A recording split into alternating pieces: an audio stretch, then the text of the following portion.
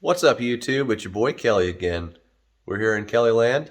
The time has finally come to put the new turbo on the truck. It's zero dark 30. Don't mind that trash. Wife had a garage sale. Zero dark 30. I've been in the liquor a little bit, so this should be interesting. But we're gonna do the official, unofficial unboxing of this turbo, and then probably the goal for tonight is just to get the old turbo off the truck, and probably come out here tomorrow while Dash is napping and get the new one on there. So stay tuned.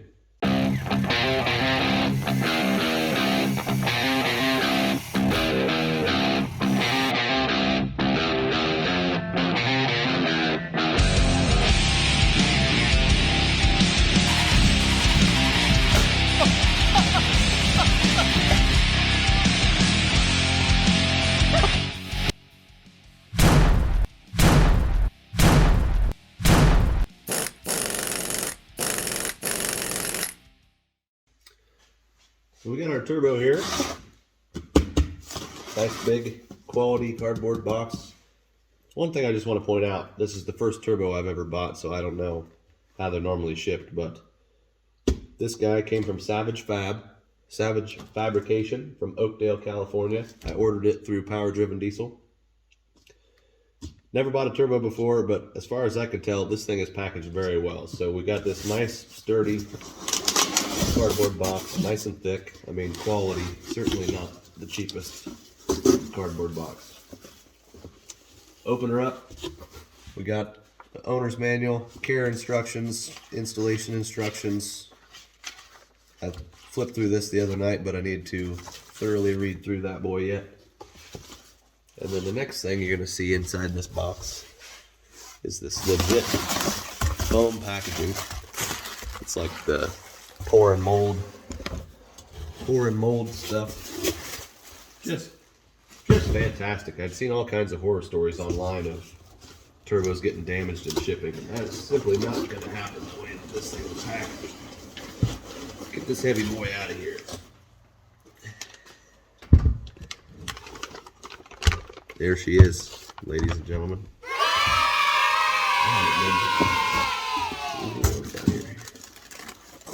We got exhaust manifold and looks like an oil drain gasket. That's it, but yeah. Just really impressed with the packaging.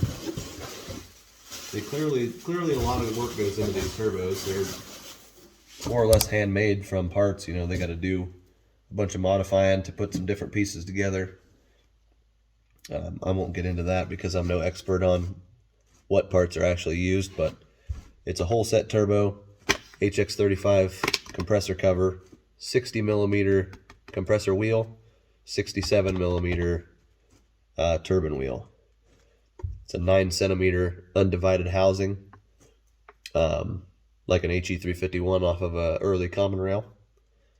I'm not sure what all kind of witchcraft they got to throw at this thing to get it to work on a second gen, but boy, I'll show it to you. It's pretty. It's pretty. Definitely a lot of work goes into these things, and they must believe in their product if they're shipping them out in nice quality packaging like that. So, I've taken a peek at this thing, but I haven't had it out of the bag yet. So you're going along with this ride. Going along on this ride with me for the first time.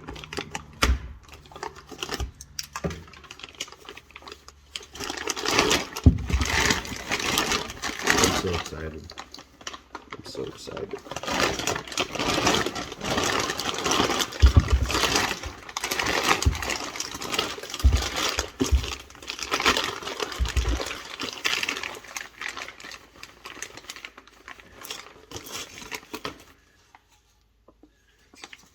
There she is.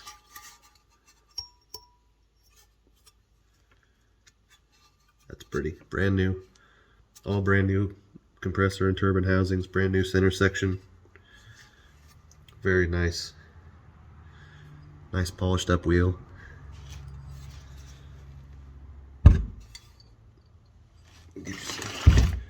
Better look at some of this stuff. Look at these welds. Imagine They had to cut off both sides of this and then weld on some sort of flange. I believe it's HX35 center section. And then this is an HX40 downpipe flange that they've welded on. Just really nice welds. Everything looks nice and clean. Compressor wheel. Nice and shiny and new. I'm pumped. I can't wait to try this thing out. Once we get the old turbo out, we can kind of do a comparison here, but that's a big boy.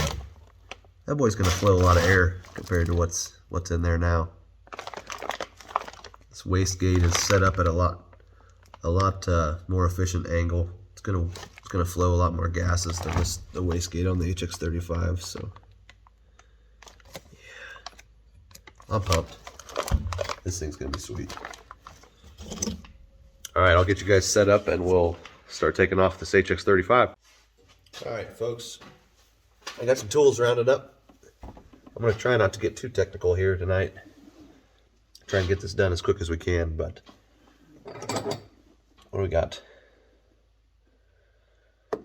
More or less 5 things we got to take off. Take off the intake, oil supply, the oil drain down underneath. Got to take off the downpipe, and then got to unbolt the turbine housing from the exhaust housing here. I suppose without further ado, let's just get going. Intake on this thing is just a big honking air filter. This one's a Donaldson Duralite ECB 105006 part number. I believe just about everybody makes this filter. I think you can get one in Napa. This one came off the old Amazons. And big honking air filter on a stock intake. What do they call it? Tube. Hose. Used to run to the stock air box. It's what I call a hot air intake, but at least you know you're getting enough air. It might be hotter than fuck, but who cares?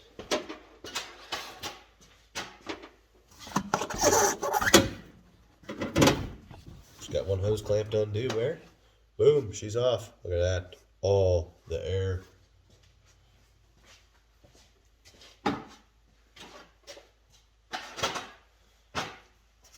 If you saw the last video, you know that last time I took the wheels off and lowered the truck down real low to the ground so I could get to it a little easier. I'm already wishing I'd done that again, but oh well. Oh, there's another thing I forgot about is this compressor housing discharge elbow. We're going to take that apart. But stock turbo, she's in pretty good shape still. No real play or anything. We're just needing some more air so we can make all the horse torques and the donkey powers and whatnot. Next thing, we need an 11mm socket, deep socket. We'll bust this compressor elbow loose. And this exhaust elbow loose. Ooh, that might not work. Let's see. Oh, there we got her. We'll see if that's far enough. Yeah, I got a step ladder here that I'm standing on, and she's not wanting to cooperate. So if I fall at some point in this video, don't laugh at me.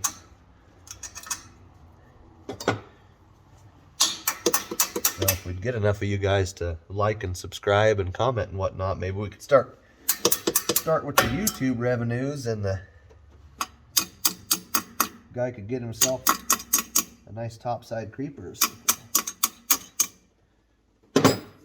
Just give a little tappy tap on those clamps and they'll pop right off of there. This one I'm going to have to take all the way off.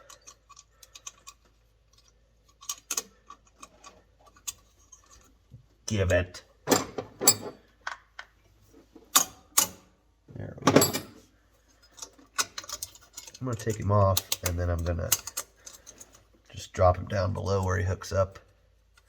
Put the nut back on so we don't lose it. That's disconnected now. It's clamped for the down pipe. It's got enough play, but we gotta just be able to slide it off.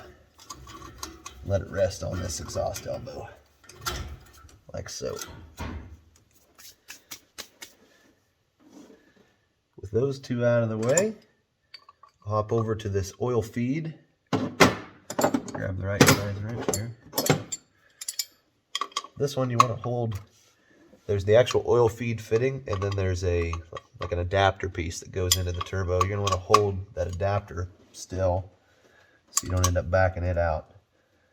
This should just come apart kind of like a brake line. So, what you want to watch for is when I turn the nut on the oil feed line, it's trying to twist the whole line up, so we're going to have to bust that loose a little bit here. Because I don't have a new one of those. I suppose if a guy was smart and made money, he'd just put a new one on. But a little further down the road, we got another project planned where I'll probably have to get a custom one made up. So we'll just do it the cheap way for now. Boy, I got the right size wrench. She just barely fits on there.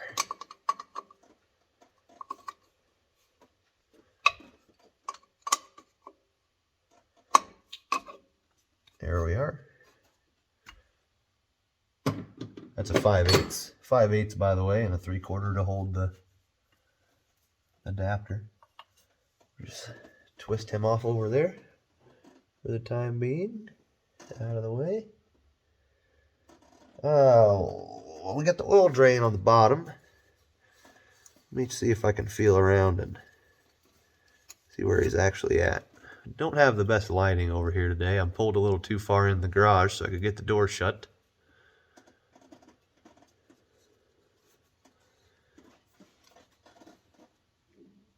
It's basically just a big drain tube coming off the bottom of this turbo. And it's got a bolt on each side of it. Go get some tools. Would you believe it? I found a 10mm socket. I don't know that I'm going to need the extension for this side, but the other side I think I will. Let's see what we can get done here. Oh my gosh, it comes right off. Hopefully that's the case with these boys, but they're looking pretty rusty. I've been soaking them down with some PB Blaster. We'll see if that pays off.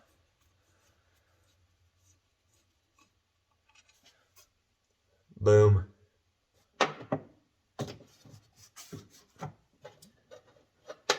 We'll just set him up in the old part holder there. Okay. Round two, see if we get this lucky. Now this one's kind of a bugger, you can't really see it. You're kind of just going off a feel, off a touch.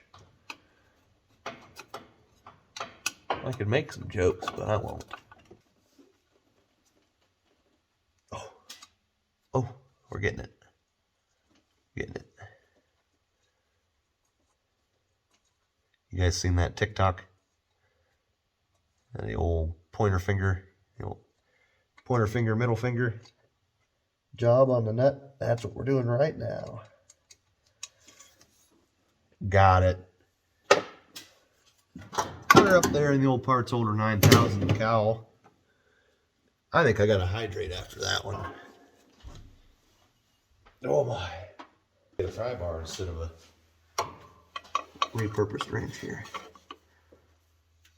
Oh, that got it.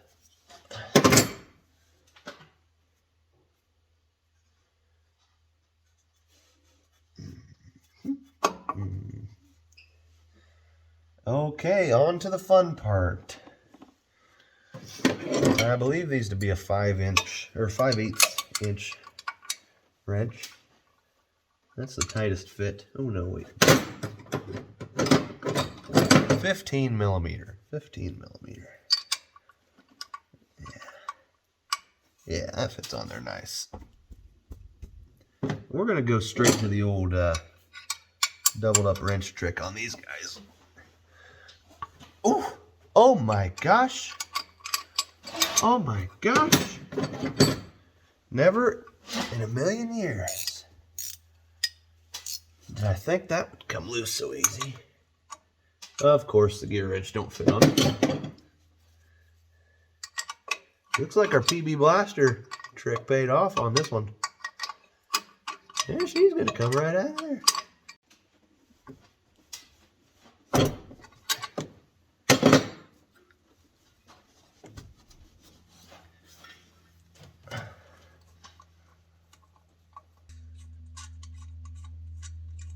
These are actually studs. So you're just taking off a nut. Oh, there we go. There we go. She's about 230 foot-pounds, I'd say. Maybe more. Maybe more.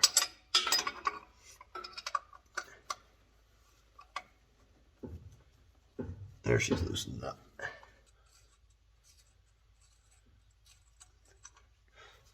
By the power of Odin, we got it.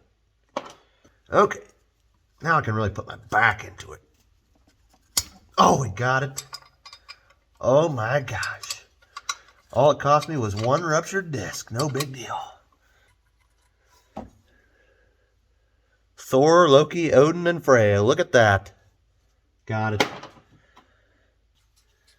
So I'm going to hold this turbo up, and I'm going to drop the last nut down in the engine bay somewhere, never to be seen again.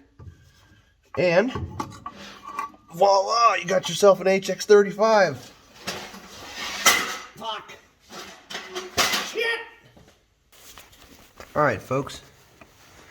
We're over here, the passenger side of the engine bay. First thing I'm going to do is get some rags in this. Oh, what do you call it? Leads to the intercooler. While I'm here, I'm going to take a moment to inspect this boot for cracks or damage. She's definitely stock. Still pretty stiff. I don't see any cracks from up top here. Stick that rag in there so nothing falls in. Probably should get one. I'm going to get one and put in that turbo oil drain before we get too carried away. There's some downpipe. She's a 4-inch downpipe, but that's a 3-inch HX35. What you want to call it? Exhaust elbow, turbine housing, discharge elbow. That turbo oil feed's making a nice mess over there. I guess we'll just let it. I don't want to bend it around and break it, but yeah, this old girl's pretty greasy. Looks like there's something fresh going on back there. Gonna have to look into that a little bit. Frost plugs, block heater, oil filter. That's Cummins. That is a Cummins power plant of the Swifty 12 valve. Where is that coming from?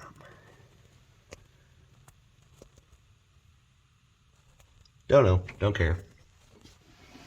You don't have to worry about it leaking. You just have to worry about when it quits leaking, because then it's probably empty.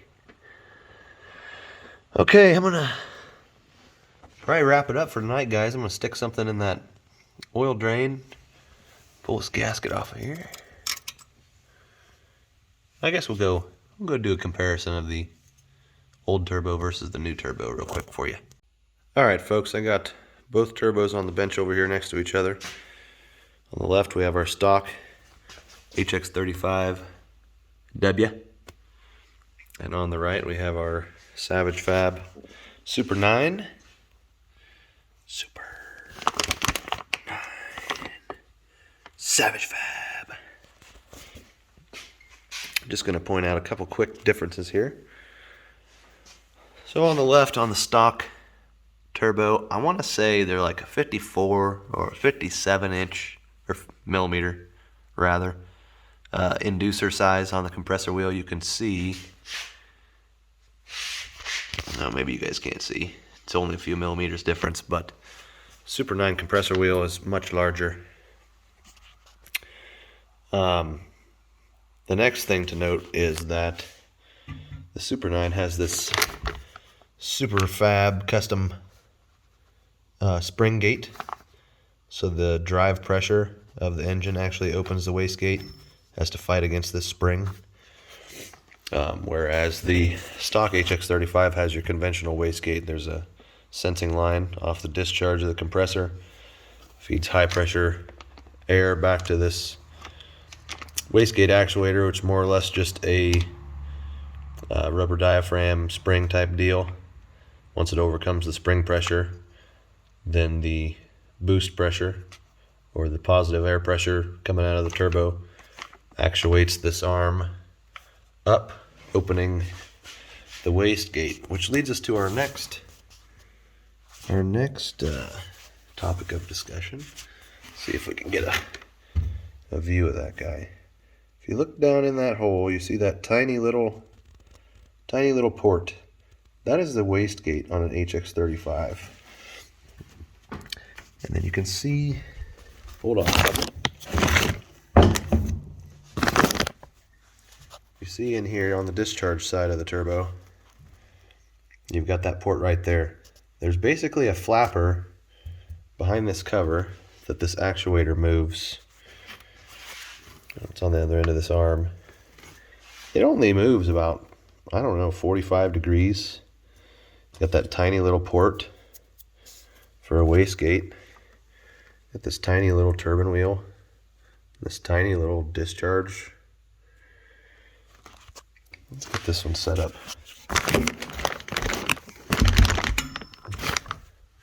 Look at that. This one's so much bigger, you can see in it better. That wheel is just considerably larger. I want to say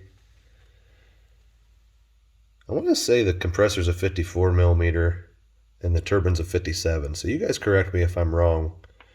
I'm always open to criticism, but this guy is I want to say it's a 67 on the outside and a 76 on the inside.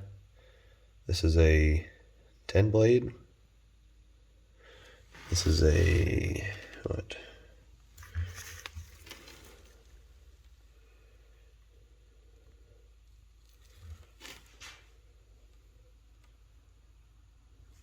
This is a 12 blade on the stock one.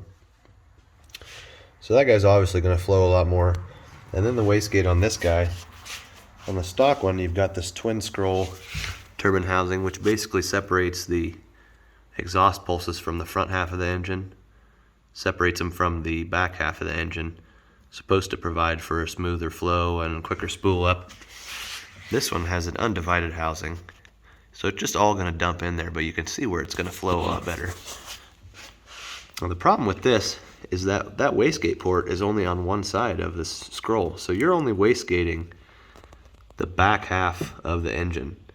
That means the drive pressure on the front 3 cylinders is, you have no control over that. It's going to get astronomical, whereas this one, all 6 cylinders are going to see the same drive pressure. You look up in there, you can see we have a much bigger wastegate port. It even looks like it's kind of polished up in there. You can't really see that. Maybe that's just the other end of the flap. And I'll probably never get this open with this big hog ass spring on here. Let's try.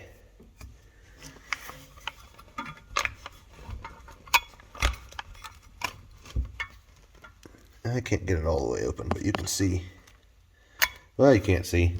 Well, we got a much bigger flapper, much bigger port, much bigger wheel. This thing's going to flow a lot more air on the exhaust side, and then, of course, with our larger compressor, we're going to flow a lot more air with the compressor side as well. I think Savage Fab rates these to the 500 horsepower region. If I make 450 with it, I'll be happy. Got something else planned down the road. Not sure when that'll happen, but ultimately I'd like to be in between 600 and 700 horsepower. I think I got an idea how to get there, but who knows? I read too much on the internet. I really don't have any experience. I just read a lot of stuff. But that's more or less the comparison. Twin scroll versus undivided, or twin scroll versus undivided. Hog ass wastegate versus tiny choked up wastegate that only wastegates half the engine. You know, conventional wastegate versus spring gate. Considerably larger compressor and turbine wheels. This should this is a 9 centimeter exhaust housing, which what I've been led to believe, this probably isn't an accurate depiction, but basically from this port down to where the exhaust gases actually hit the turbine wheel inside of here, it funnels down, and that 9 centimeters squared is how small it funnels down to. This is a 12 centimeter, so you'd think it would flow more air, but this one having a bigger wheel in it, you know, this is all bored out to accept these bigger wheels. You know, it's going to flow more air even though it's a smaller exhaust housing, just because it has that bigger wheel in it. So that should still provide us with a pretty quick spool up. Should be close to stock, and they sure claim that it's close to stock, but should spool up nice and quick and provide us with plenty of air all the way up to, I think they say 3,300 RPM is the peak or something. Let's look real quick. I'm gonna have to read through these, like I said. 35 to 3,700 RPM. Oh, 33 to 3,500 RPM. And like right now, the truck really doesn't like to rev past 3,500 anyway. It probably would if you just held it there, but you can hear that it's not happy. Looks like on their truck in testing, peak horsepower was 2,750 RPM. Yeah, I'm excited. I think I did a lot of reading on turbos, and Savage Fab has a YouTube channel. Maybe he can drop something in the comments if he sees this. I don't remember what his YouTube handle is, but guy's just full of knowledge and seems super nice. Seems like a really good dedicated hard worker. Takes pride in his business. So I decided to go with that. For 450 horsepower, it sure seems like there's a dozen different options for a turbo for a 12 valve, but this is the route we went. We'll pick back up tomorrow, get this thing wrapped up. All right, guys, we're back.